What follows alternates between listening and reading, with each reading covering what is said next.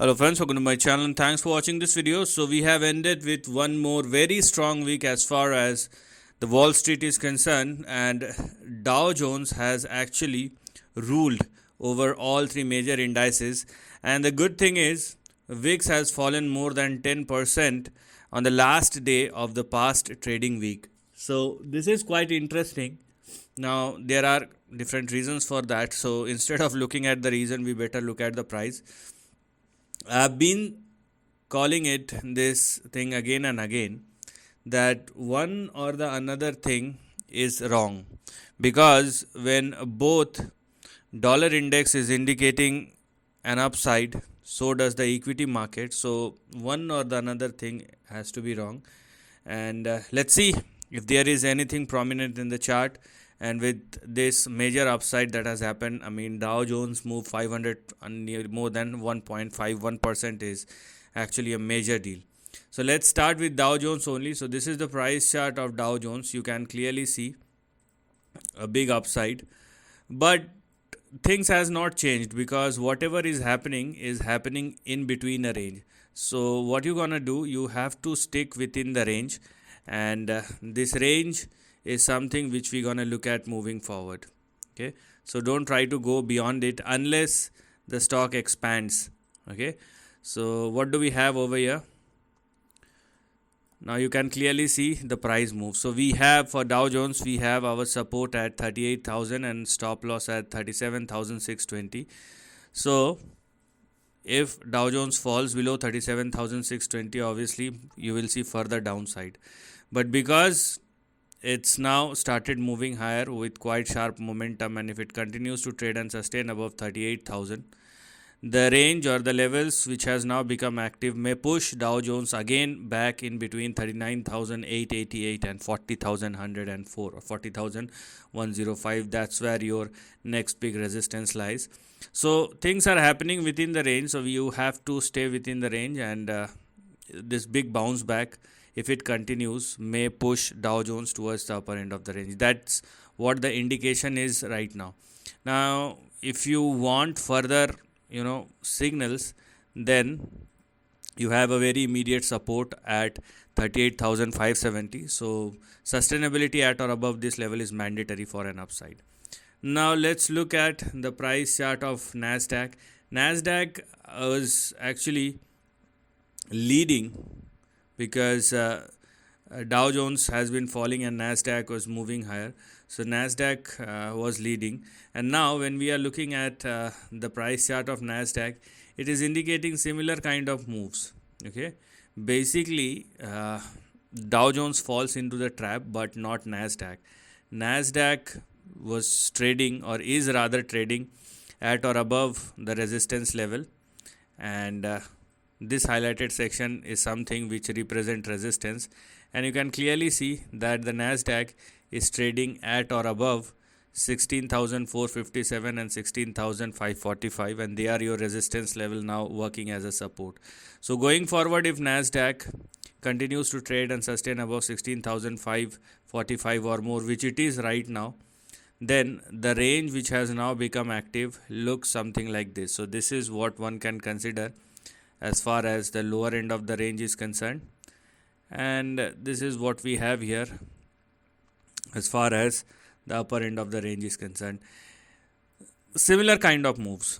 Okay, so going forward, if Nasdaq continues to sustain above 16,545, then we are looking a swing somewhere in between 17,470 and 17,835 as far as the price chart of Nasdaq is concerned. So both are looking good. So if both are looking good, then obviously it has a similar kind of impact on S&P 500, which may also looks good, which is the case right now.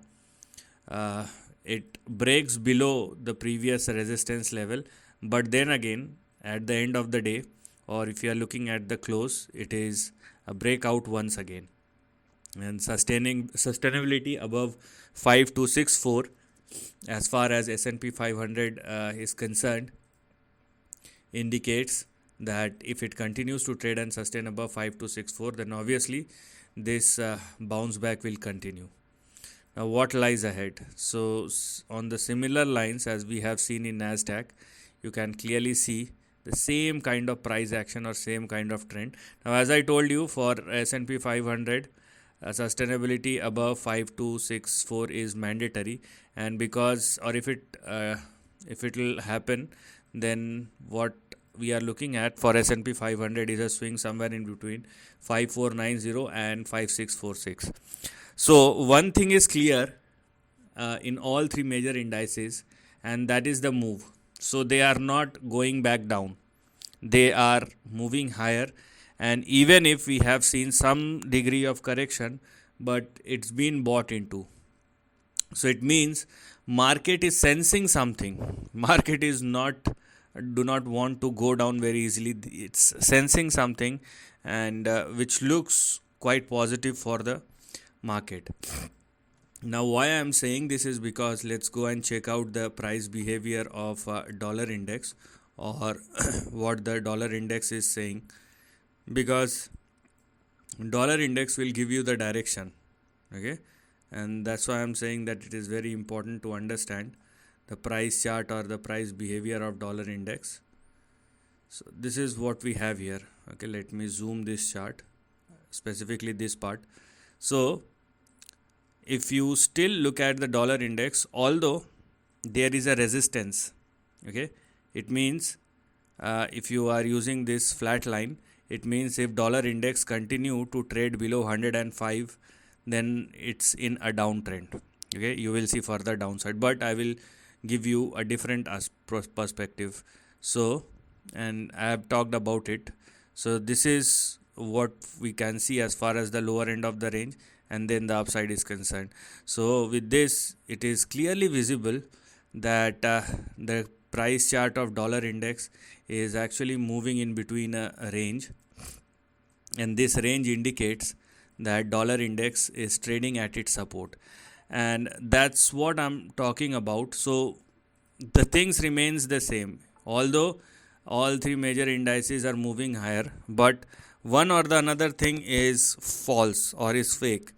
So if equity market is moving higher and it is not ready to go back down, so obviously this is a fake signal for an upside which we are getting from dollar index, or vice versa.